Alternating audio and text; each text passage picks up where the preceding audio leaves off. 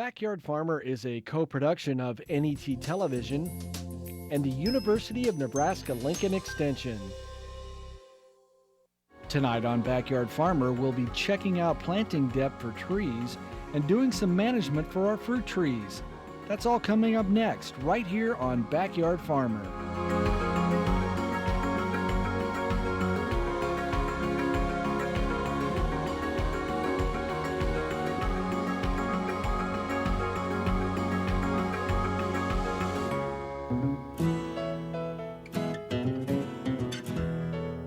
Welcome to another episode of Backyard Farmer. I'm Kim Todd, and I'll be your host for an hour of good gardening. Joining me on the panel tonight, we have experts from the University of Nebraska Extension. Answering our insect questions, we have Jim Kalish. Good evening, everybody. Lowell Sandell, all those weed and turf questions. Hi, Kim. Kevin Corus, rots and spots. Howdy ho. And blowing in from Grand Island, we have Elizabeth Killinger answering all the horticulture questions. Hi, Kim. You know, since this is a taped program, we will not be answering your phone calls this evening, but we will still accept those emails and pictures for a future show, and that address is byf@unl.edu. If you send us an email, please give us as much information as you can about your question, and please include where you live. As always, we like to start the show with a few samples, and I'm afraid this is yet another sample from our Backyard Farmer garden. It's usually meticulously organized and clean and absolutely devoid of any insect problems, but we found one with lots of effort today. So anyway, I wanted to show, this is a Cranberry Cotoneaster, and the leaves are just emerging, but you notice here on the sample that just looks pretty crummy along where the twig bark is. And actually, those are accumulations of nesting material, dead leaves, fecal pellets, and silk from what we call the leaf crumpler. And the leaf crumpler attacks all kinds of different varieties of Cotoneaster, as well as apple and other related species. And one thing it does that is awful is that over a period of time, these branches are defoliated and they just look junky. They're nothing to be impressed about or proud about. So if you want to try to avoid leaf crumpler issues, it's a tiny little caterpillar that hides in all that debris and then comes out at nighttime and feeds on the leaves. And so it gets worse as the season goes on. But if you want to control them, this is a good time because they are very small and they're very susceptible to Bacillus thuringiensis, which could be applied anytime. Bees aren't affected by Bacillus thuringiensis, so it could be applied anytime, and as they feed at night time and they ingest it, then it will hopefully kill them and you'll have a clean bush or whatever for a while anyway. But there's a good example of just scouting early, because you really have to be looking closely when you scout early in the season, because things aren't in their full glory as far as pest problems go, so you need that magnifying glass and just keep looking. Excellent, thank you, Jim, and we will maybe get right on that. Okay. Okay, Lowell, one of our interesting landscape grasses. Well, depends on your perspective. Right. I brought in kind of a compare and contrast here. On this side over here, you can see the seed head of Downy brome. That is a winter annual grass, and it's actually kind of a really bad weed in lawns. In lawn situations. It comes up in the fall. Management for this is, people want to manage it and get rid of it right now. Right now, people just want to mow off the seed heads to prevent seed production. Pre-emergence herbicides in August or September is when to control this. Now, the one that is really starting to come on right now is smooth brome. And the bromes are kind of cool. You can see, or they have a W-shaped constriction on the leaves, if they can get that. It's very distinctive for brome species. Smooth brome is a perennial, and it can invade turf and lawns types of situations. And this one's actually much more difficult to control because you can't selectively take it out with a herbicide. If you have an invasion of smooth brome in a lawn, you're probably looking at starting over on that area or using glyphosate to kill this out and then reestablishing. Or just mow it. Or just mow it. Or get a goat. Goats are good. All right, Kevin, unfortunate tomato in front of you. I have a very sad tomato. And there are several different symptoms to focus on here for this guy. First and foremost, and obviously, are the big dead leaves that are brown and wilted and kind of crumbly and dry. The second thing to notice too is that there's a little bit of a kind of a purple cast to the stem. You can kind of see it if you follow these lateral branches down. They kind of go from green to kind of purple colored. Yeah, that's a good shot of it there. So there's kind of a bit of a purple cast. We've got some definite wilt and some necrosis of the leaves. And so you might think, well, what is this? There is something that you can do, a little kind of a guess and check type of thing. So we can take a cross section or cut through the stem near the soil line. And if it is one of the two diseases I suspect, either verticillium wilt or fusarium wilt, you will see a discoloration of the outside of the inside of the stem. So it's kind of hard to see. Let me show you this other. There, this one's a little bit better. So you can see in the very middle of the stem it's green, and then towards the outside of the inside of the stem it's brown. So both of those fungi are restricted to that part of the stem, and that's a good indication if you see that in your stem near the soil line that you might have either verticillium or fusarium. So both of these two diseases tend to look alike on the plant, and they cast similar symptoms on the plant. So the best thing to do is to send it into a diagnostic clinic to get diagnosed for sure. But the management strategies for these two diseases are similar. Both fungi are soil-borne. They're resident in the soil. They live in plant debris in the soil. So you want to select tomato plants that are resistant to both of these diseases. And if you do indeed have this in your garden, you want to consider putting tomatoes somewhere else. Verticillium also has a very large host range, so you want to check to see if anything else you put in that area is susceptible to verticillium. All right, thank you, Kevin. And Elizabeth, a little bit of beauty. A little bit of beauty in this spring, and we got down to like 27 degrees or close to 27 degrees, and so we are noticing a lot of frost damage in certain plants. And so when I saw this rose in bloom, I thought, well, I might as well bring it in because it is one of the ones that did not get hit by the frost. It's still doing very well. And it's one of the Canada series type of roses that will do fairly well and is really hardy for our area. I don't know about it. A lot of people had a lot of damage in their knockouts, or maybe they had some top death or some cane death in their knockouts. And so go ahead and wait before you prune out some of those dead branches and those dead canes. If you have an issue with knockouts in your area and it's an issue that you've noticed several years in a row, maybe you need to think about doing a different type of rose, whether it's one of these shrub type roses that's a true hardy rose, or maybe a rugosa rose in that area where you know that it's going to survive and thrive in that spot. But yep, I had to pick some pretty blooms and bring them in. All right, thanks, Elizabeth. All right, Jim, you get the first two pictures actually, and they're related.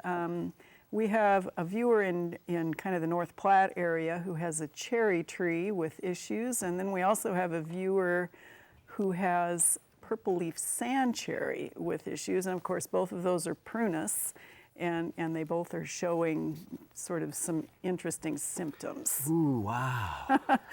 That's glorious. The first one, it looks more like it could be something like peach tree borer. They normally bore at the base of the tree, and as they bore through the wood, there's a lot of sap that is extruded in their fecal material, and so it comes out looking a little bit grainy like that. So it's not seepy, it's a little bit hard. They actually do not come out as far as adults or mature to adulthood until about July 1st or first part of July.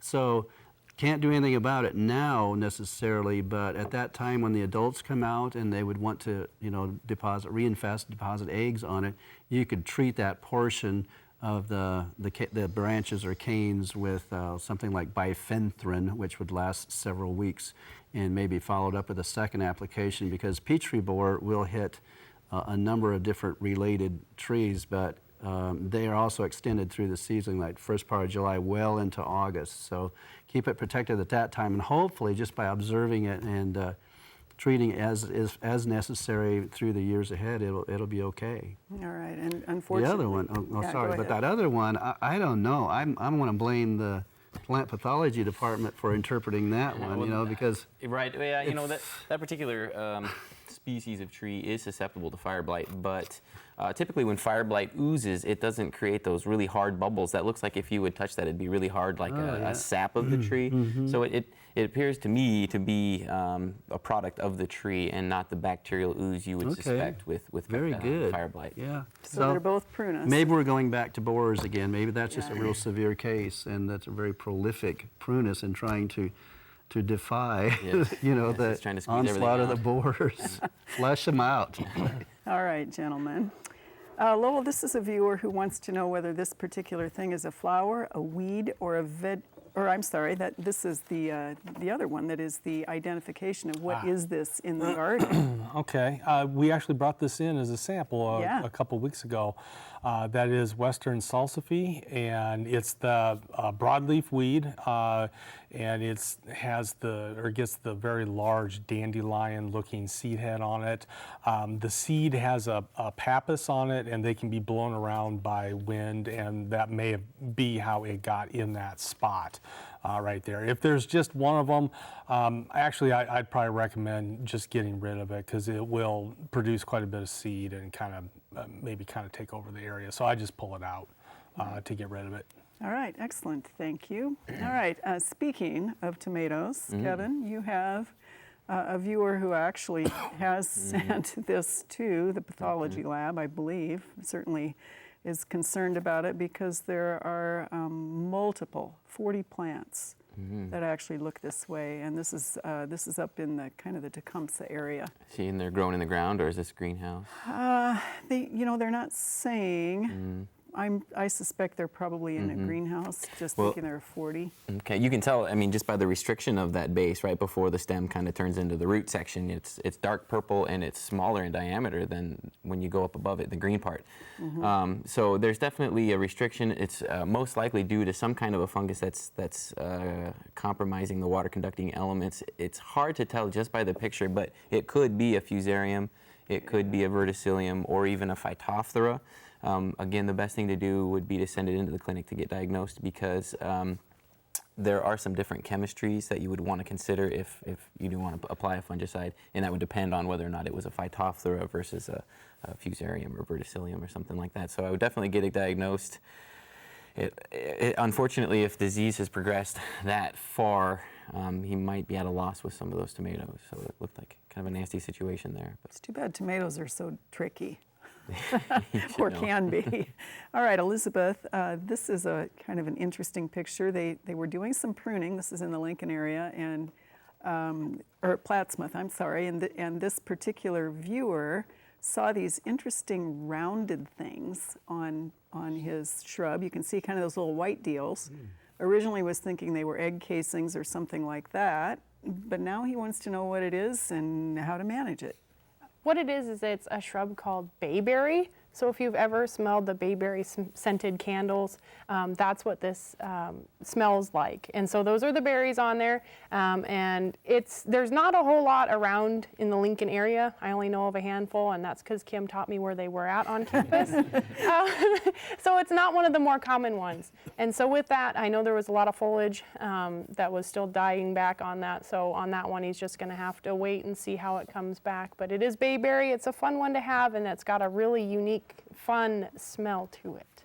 All right, Jim, you get the next picture, and this is a viewer who has 20 miles north of Norfolk on a hill with a lot of wind, 15-year-old shelter belt, 35 to 40 trees. Some of the Scotch pine are dying, and of course the question is this all pine wilt, some of it pine wilt? What do you think we would recommend here for removing the Scotch and starting over?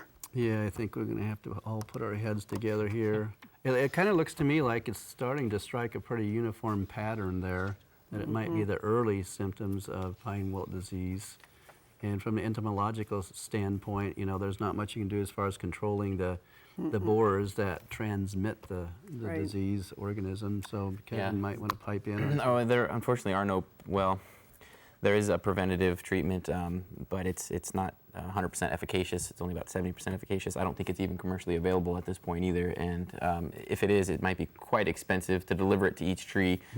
Could cost you a lot of money. And we don't even know if that's exactly what you're battling, because it also does look like winter injury Right. too. Kind of the combination. So Yeah. The recommendation is once the tree dies and dies completely, if it's between May and October from pine wilt, is to have it removed. And so if you are finding pine wilt in there, it might need to be removed. And then it's always a good opportunity to think about replanting some new Right. windbreak trees in there if they get to that 30, 35-year-old range, to think about rejuvenating that windbreak anyway. Right. ponderosas are a good selection to replace too, ponderosa pines. Right. Excellent. want All right. pine. Thanks, guys. All right, Lowell, this is the flower, weed, or vegetable. Okay. And I think things graze on that other thing also. And we kind of looked at this, and I think we threw in a second picture as well for a little bit of comparison. Yeah. We put our heads together, and what do you think that is? Well, the first picture that was up there, well, you think it's horseradish actually, and it probably came in with some seed, or somebody previously had a plant and probably went to seed there. So that's probably what that one is. The second one was actually I think it was curly dock. Right. And that's actually become a really common weed along roadsides, fences, in people's pastures. And that one's a perennial, and it's pretty tough to dig those out because they can get pretty numerous in an area, and just physically removing them isn't an option. If they used a combination broadleaf herbicide plus glyphosate, if it's a pasture type of situation, that'll go a long ways in control of curly dock. Okay, and the other one's also perennial but edible. Yes. But aggressive as But well. aggressive as well, exactly. All right, Kevin, this is a viewer who has a tree in the front yard, and you can see kind of those wads up in the top, and that is one of the things that she is concerned about. She wonders, first off, what is the tree, and what is that?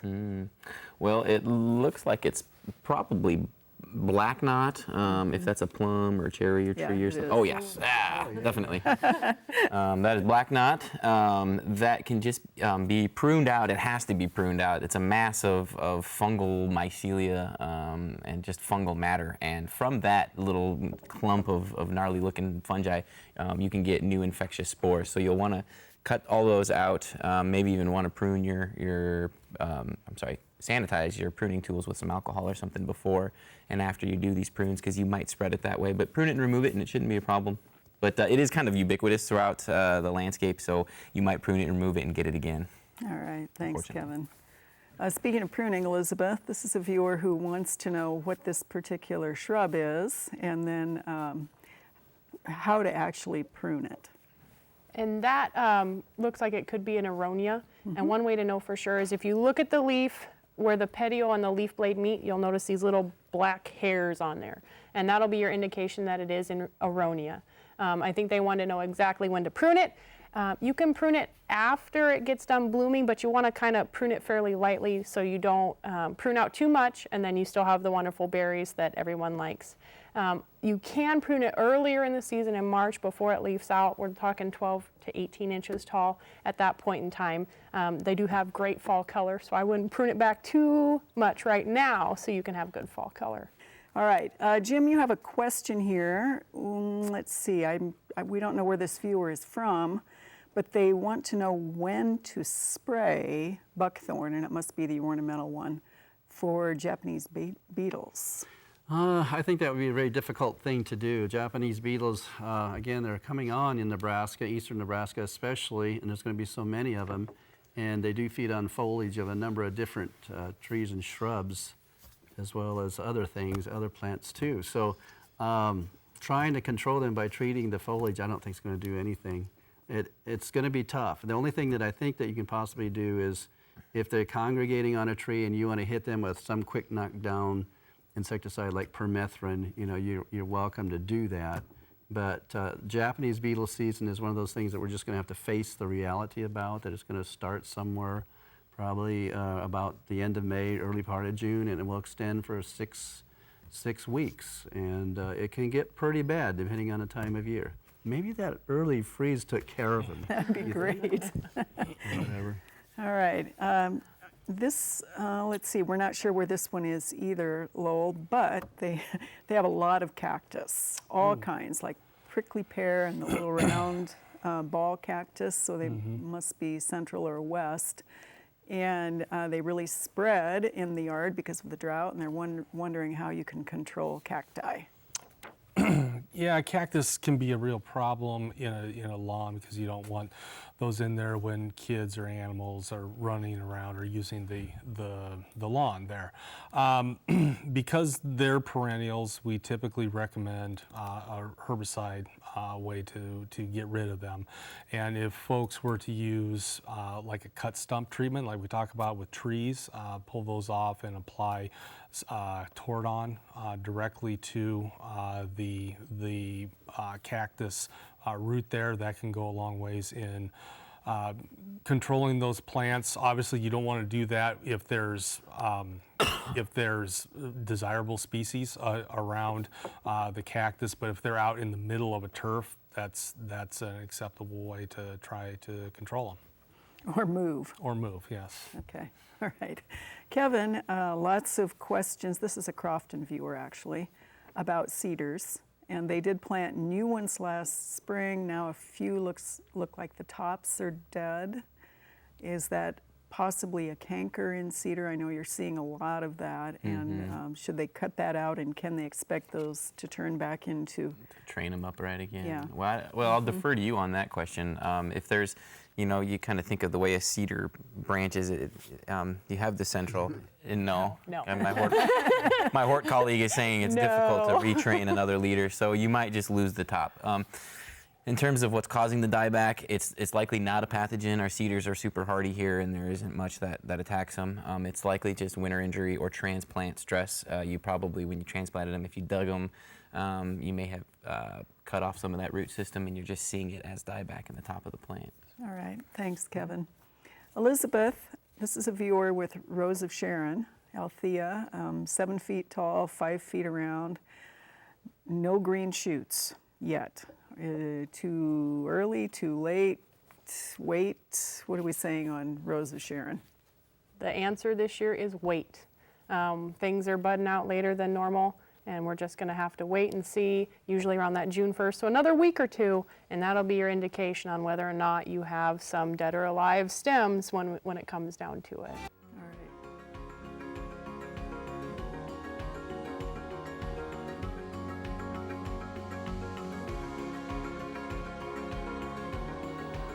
Thanks for staying with us on Backyard Farmer. Coming up, we'll hear from Vaughn Hammond about fruit tree management, and we'll see the plant of the week. Right now it's time for the lightning round, a minute on the clock. Start with Elizabeth, off we go. You ready, Elizabeth? I'm ready.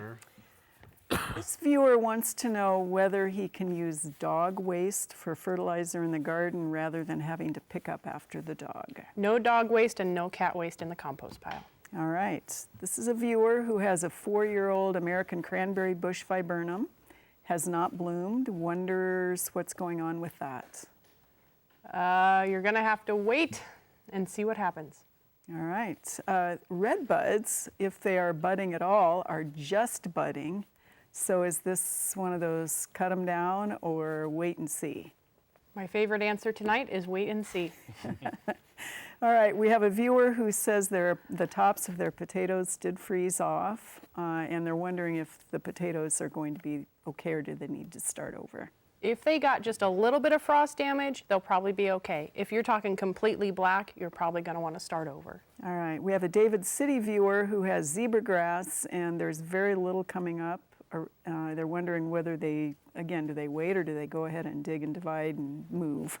I'd wait. They're not alone with getting some death in the grass crown this year. All right, nice job, Elizabeth. You ready, pathologist? Looks ready. This is Kevin's favorite part of the My breakout day. I can feel it. Okay, last year this viewer said they had puffballs all over in the lawn. They're wondering, is that the fruiting body? Is that an edible body, or is that a? Yeah. I don't know if you can eat them, but it is the fruiting body of a fungus. Some are edible. I don't know. on that particular one. I never want to recommend eating fungi out of your yard. It's just very dangerous. Get it identified by a professional. All right. We have a viewer who has a walnut tree and one branch is dead, and they see a fungus after it rains right on the end of the branch, and then it goes away, and then it comes back, and then it goes away. Is that common on dead branches hanging in trees? If they're seeing a fungus, that means that fungus has had enough of a meal on the wood, the inner wood of that tree, to be able to produce a fruiting body, which means that it's probably very compromised. So you might want to get rid of that limb and check other parts of the tree too, because it might be very structurally unstable. All right. Are we in the window for spruce disease management or not yet? Kind of, it depends. If you have Rhizosphaera, you may have missed that opportunity. You want to apply those fungicides right when that candle is first starting to emerge. Nice answers. Yours are always hard questions. Those were essay questions. You hardly ever get yes or no They're very answers. wordy. Okay, you ready, Lowell? Yes. This viewer has, they think it's plantain in their lawn. It has a fat blade like a little hosta, and they want to know what to do about it. Yeah, there's a few different plantains. There's buckhorn plantain, broadleaf plantain. Both of those are perennials, and they're pretty tough to control, but a broadleaf herbicide in the spring or the fall is best for control. All right. Are there any poisonous grasses in Cass County in Nebraska?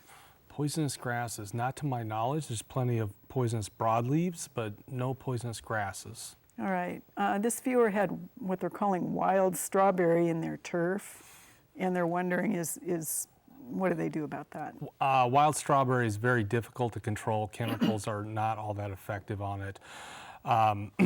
Renovation of the area might be the best way to go, and starting over if it's a fairly severe infestation. All right. We're into a holiday weekend. Is it time to fertilize your lawn? Yeah, they can put down nitrogen fertilizer. We're kind of at the back end of that window. Yeah. All right. Thank you, Lowell. You ready, Jim? I'll give it a try. Maybe I can do as well as Elizabeth. Maybe. Okay. We have a viewer who lives in a very old house, and they're overrun with centipedes. They're wondering why. Well, because it's a very old house and has lots of cracks and crevices, so I would suggest sealing the outside perimeter of the house, the foundation, etc., and you will reduce the problems. All right. How do you get rid of itch mites in straw? That's a tough one. When you handle the straw, and especially if it's fresh straw, you can get it pretty badly. But I'd say spread it out, let it dry out, and those itch mites will desiccate and die for the most part. There'll be a few survivors, but there'll be no problem. Okay. This viewer saw a sign, a commercial sign that said emerald ash borer injection with a phone number. Is it time to inject our ash for emerald ash borer? It's a good reminder just to be alert to emerald ash borer, but we recommend that you usually don't even have any concern about it until emerald ash borer is reported within 15 miles, a radius of where you are located, and just keep watching the newspapers and the media to find out just how close it is. All right. Will marigolds in the garden deter insects from attacking your other plants? There is some merit to that, but the whole concept of just mixing your plants, spreading them out and having diversity there in the landscape actually reduces the attraction of some pests to a particular plant. So yes, in general. Nice job, it's like all. 5, 4, 4, 4, and of course. And the only people Elizabeth. counting are you guys. I know, it doesn't matter. All right, nice job, all. Elizabeth, we have some kind of purple today, purpley blue. Purpley blue. What do we have for plant of the week? Well, plants of the week this week is we start off with the tallest one, and that one's one of my favorites, so that's why we're starting with that one. That's the bearded iris, and you can tell because it has the lovely falls that come down the side. Full sun to part shade on this one. One of the reasons I like it is because it has a lovely scent to it, so when you cut it and bring it inside, it has kind of a grape kind of smell. I can smell it from here. And you want to divide these in August. So now is not the time when they're blooming to go ahead and divide these. You want to wait until August to divide and then scatter. The next one that we have is the perennial bachelor's button. It looks just exactly like the annual bachelor button, but this is the perennial one. Makes a nice mound of that greenish kind of gray foliage. Does really well in dry sun to part shade again, and it does produce seeds, and it will rebloom. So really nice, big, purpley kind of bluish bloom on that one. And lastly, we have our catmint. It is in the mint family, so it does have that square stem on there. It can handle the very dry locations. It can kind of spread by seed sometimes. You can cut it back after it finishes flowering and it'll have a rebloom to it. Bees really like this one. I know that's one of the ones that the bees will go to a lot of times. And it seems to be one of the toughest nails plants that does really well in a large portion of the state. All right, excellent. Thank you, Elizabeth. Nice scent all the way across the table. Keep it right there. All right, Jim, you get the next picture, and again, this is one that, you know, it seems like this is the year when entomology and pathology bat things back and forth. This is a viewer with lilacs, and they actually looked like they were one of a little later flowering, the small-leafed or Miss Kim's.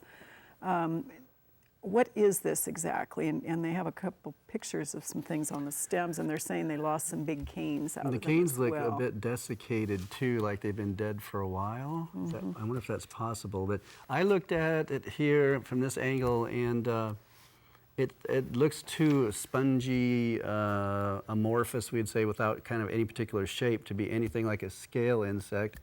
I don't notice anything. The only thing in my department that I could suggest possibly is that perhaps, you know, ash lilac borer was responsible for the demise of the canes, and so to always be aware of what's going on at that crown area and treating when the numbers of those borers are high. So this is, by the way, the right time to treat. So yeah, it just looked to me like just a wood rotting fungus that was covering the white that you could see. And my guess is that stem has been dead for quite a while in order for that much coverage of that fungus. So right. What caused the initial dieback? Not sure. All right, so look for borers. And we'll accept responsibility. there you go. All right, let's see. We've had this question a couple of times already this year, so this must be a good year for it. And Lowell, this viewer wants to know what this is and how do they remove it from their lawn? Yeah, that is wild violets. They can see the little bloom right there. It actually looks nice when it blooms. When it doesn't bloom, it's kind of a broad leaf in the lawn that doesn't look so nice. Best thing to do, because it's a perennial, chemical control. Especially if they have a lot of them, hand removal, it isn't really an option. If they have 2 or 3 of them, yeah, go ahead and dig them out. But if they have a lot of them, applying something with the active ingredient triclopyr in it in the fall is going to be the best thing to do. And probably applications over a couple of years to really truly get rid of those.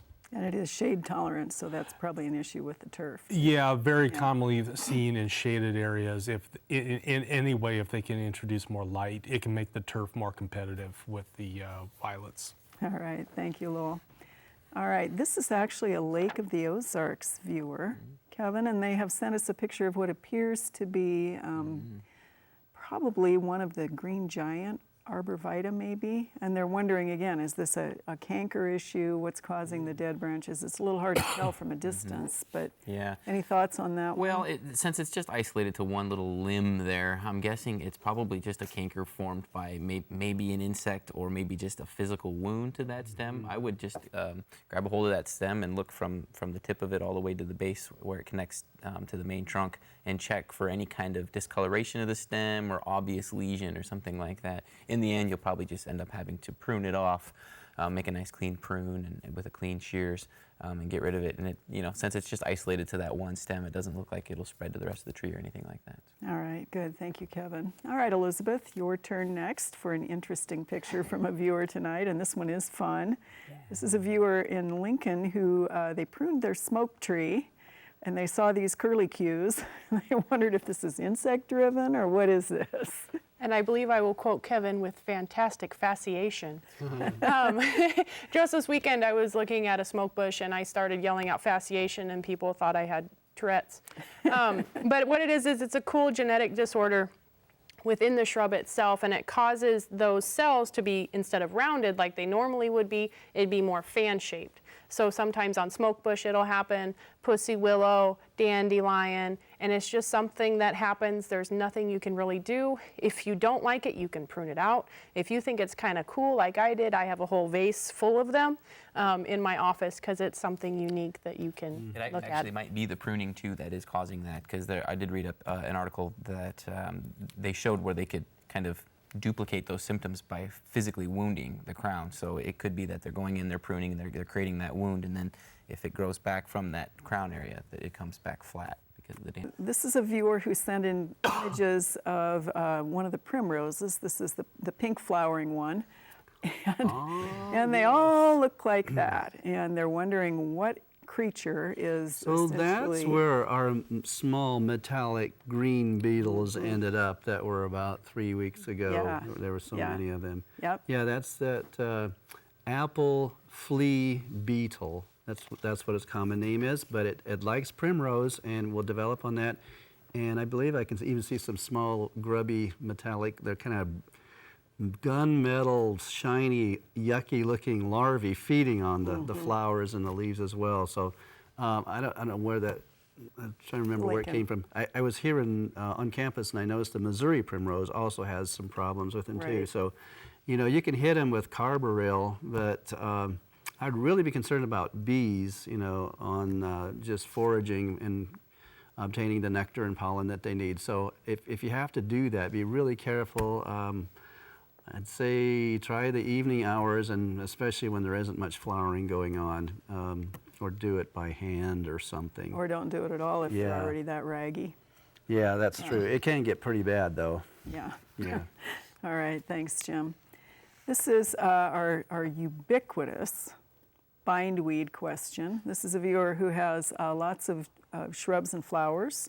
They also have seen a big increase in both bindweed and what he's calling morning glory. He doesn't seem to find any information other than use glyphosate. So what can we suggest here? So it is a problem, and because it's a perennial, the reason for chemical weed control is because of the translocation of glyphosate or some of the broadleaf herbicides like 2,4-D, dicamba, and triclopyr. Those herbicides do translocate to the root, and the bindweed has a tremendous amount of rhizomes in the soil. They've been documented to go, I think, 10, 20 feet into the soil there, and physically removing that, it just simply, removing those simply isn't an option. So that's the reason for recommendation of chemical control in those. And folks have to be persistent with that. Right now is an excellent time to apply a control measure if they really want to get rid of it. But yeah, it's a noxious weed in every state around the state of Nebraska, but not in Nebraska. So it's a terrible weed, and you just have to be persistent to battle it back. All right, thank you, Lowell. Kevin, these are both storm damage questions that look like they belong with Elizabeth, but if you look close, you can see why they're going to you. We have a viewer with an amber maple with that split, and you can, I think our viewers can easily see that dark spot. Yeah. And then we also have an ornamental pear, the same thing. You can see that dark kind of rotten spot in there. So what's happened there? Ooh, well, both those trees probably are toast, unfortunately. When all that wood becomes exposed, in that first picture, it may have been already exposed. There was a little bit of rot happening, and then the high winds came, or whatever, and the branch split. But so there is definitely a fungus at work there. It's rotting away the wood. There's really nothing that you can do to prevent the encroachment of it now. It's kind of there, and it's gonna probably just keep eating all that wood of that tree until you can have to eventually cut it down. So these wounds kind of happen in trees. There's really nothing we can do to apply to these places to kind of prevent or keep out those cankerous fungi from coming in. You just got to leave those wounds exposed, and hopefully they dry down. But in those cases, those two trees, I mean, the structural stability of both those trees was compromised. They're both going to have to come out, I would imagine. So. Yeah, and that's really unfortunate. You know, they're not old trees, but it happens. That's the unfortunate downside of storms. Speaking of which, Elizabeth, this is a Northwest Omaha viewer who has a, in the storm, I think our viewers can easily see which of the Fat Albert spruce, which is 9 years old, is leaning a little bit to one side. And he wants to let nature take its course, wondering if the root system will recover and pull that tree back upright. What can he or should he do with this particular beautiful specimen? If you're looking for an upright tree, more than likely you're looking at bracing the tree or trying to brace that tree back up so it's in the upright position. If you let nature take its course, it's going to have a curve to it, and then it's going to try to go upright. The thing after you try to brace that tree is there's no guarantee that it's going to stay that way. So you want to check to make sure where you're bracing on that trunk of the tree with whatever you choose, that it's not digging into the trunk of the tree, that maybe after a year you check and see if those roots have tried to reestablish it. If the tree continues to topple, or if you start to notice soil starting to heave on that leaning side, then you know that those roots are not coming back, and they're not growing, and they're not going to anchor the tree, and the eventual toppling of the tree could result from that. So you can try to brace it back up to make sure that it's a straight tree without a curve in it, but if you let nature take its course, it could continue to go. It's not going to lean back up the other way. You have to wet the soil in order to move it back? You probably should, just to make sure that you're not causing any more damage on the tree itself. And like I said, you want to try to brace the tree, but not so much that it doesn't have the opportunity to wiggle a little bit, so those roots get reestablished. And spruce are one of the ones that have a shallow root system anyway.